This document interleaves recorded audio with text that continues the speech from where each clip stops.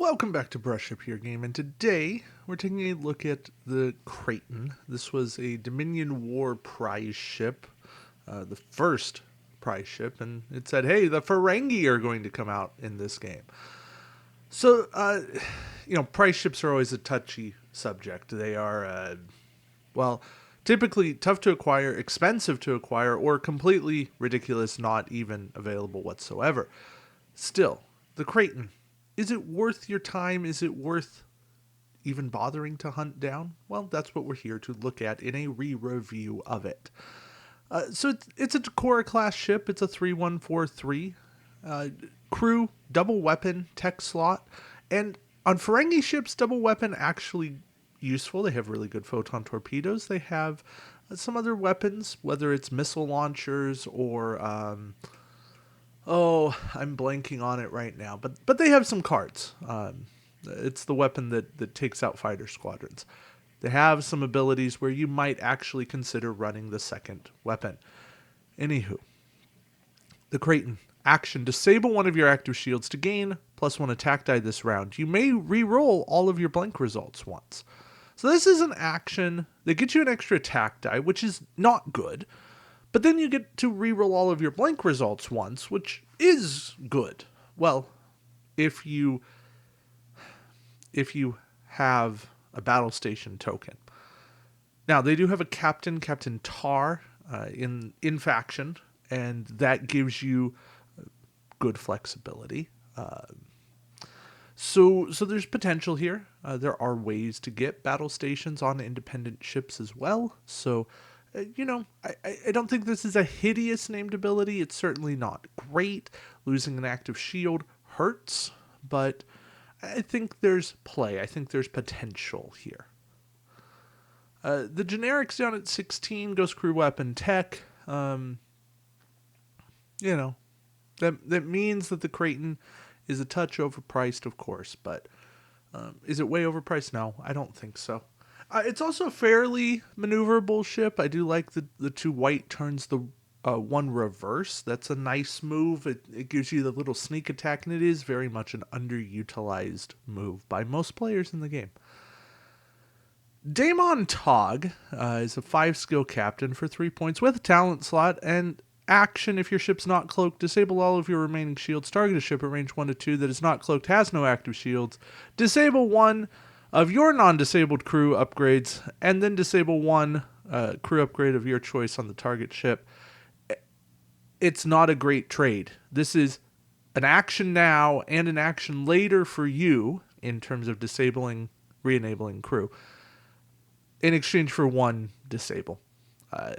This has not gotten any better. Yes, there are ways to re-enable crew, but that's just more points you're pumping into the system.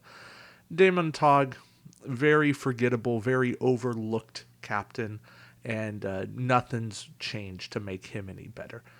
With the advent of Gold Press Latinum, if he had Gold Press Latinum, this would help him. I do think Ferengi captain should have that redesign retroactively, but sadly they do not. I wish that they did. Conditional surrender. Now, this is a talent that defined many years of attack wing, and I think is still a very good card. When your ship is attacked, before any dice are rolled, discard all of your crew upgrades and this card to cancel the attack. You must have at least one crew upgrade on your ship in order to use the ability. It's solid, right? You make it so you have one crew, or one crew that you need to keep around, right? You can start the game with multiple crew, but you want your crew to be crew that you discard to do cool stuff. But you have one crew left, and then you use conditional surrender, and you go, I don't need to be attacked. Okay, let's stay away. And for 3 points to save your bacon, yeah, that's worth it. And Ferengi Independent do have some good talents.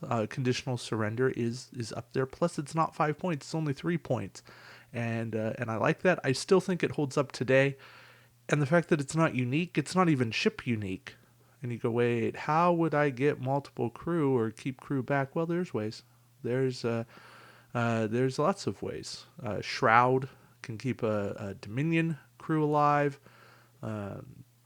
Wayoon can resurrect a Dominion, or well, it can resurrect any crew, and like an escape pod can bring somebody back. There's some ways.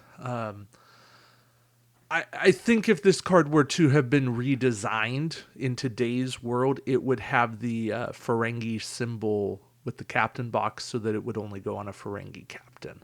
I think that's that's a stylistic thing, just because that is so very ingrained in the Ferengi of them conditionally surrendering. But what it is. The aforementioned missile launchers. You attack, you disable this card to perform the attack. At range 1 to 2, you make 2 attacks against a ship or 2 different ships in your forward firing arc. Roll 2 attack dice for each of these attacks. Any crits that would damage an opponent's shield inflict critical damage to that ship's hull instead. So they are bypassing shields entirely. Not even downgrading to normal hits, but the crit goes through.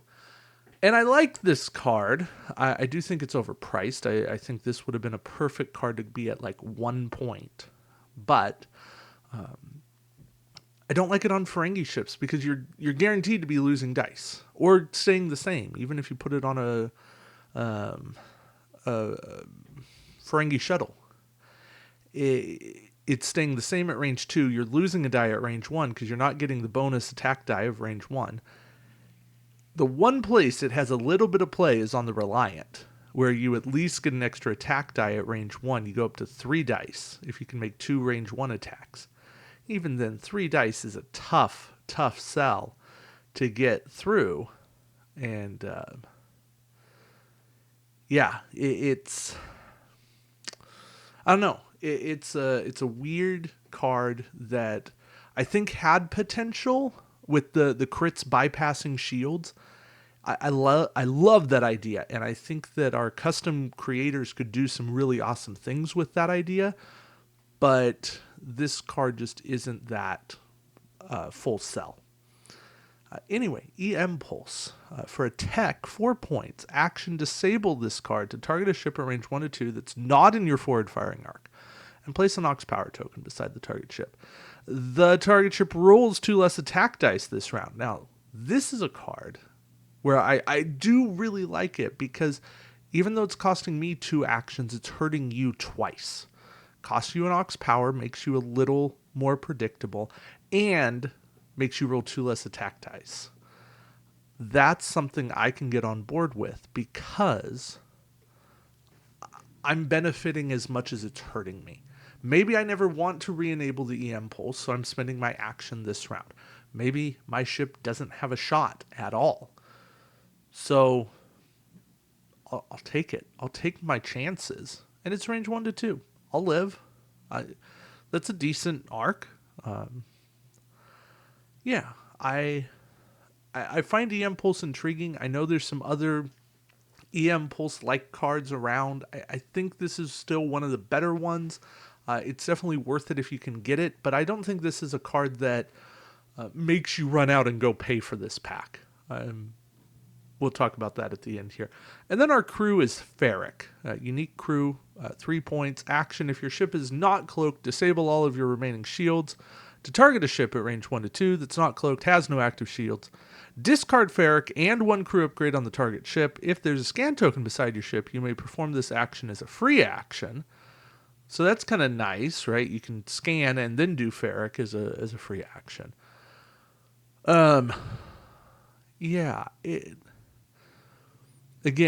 It's conditional on a lot of stuff, right? You have to do the not cloaked, has no active shields. But to discard a crew is a much bigger effect than the disable.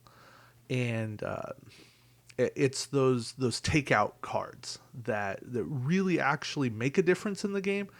I don't love that this makes Ferric go away, but I think that's the balance that's necessary.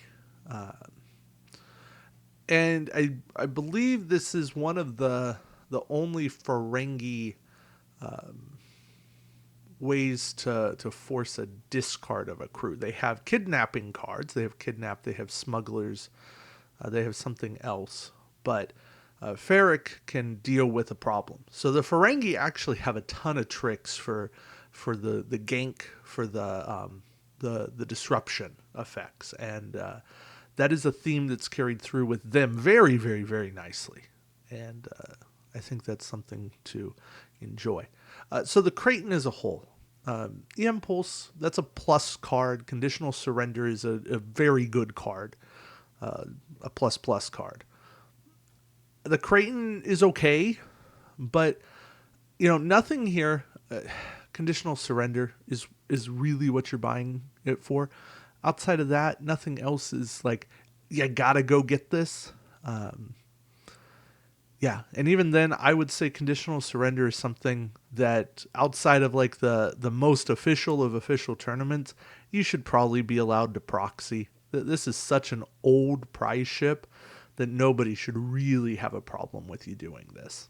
So, anyway, that's my take on it, and yeah, thank you for watching. Until next time, keep brushing up your game. Take care.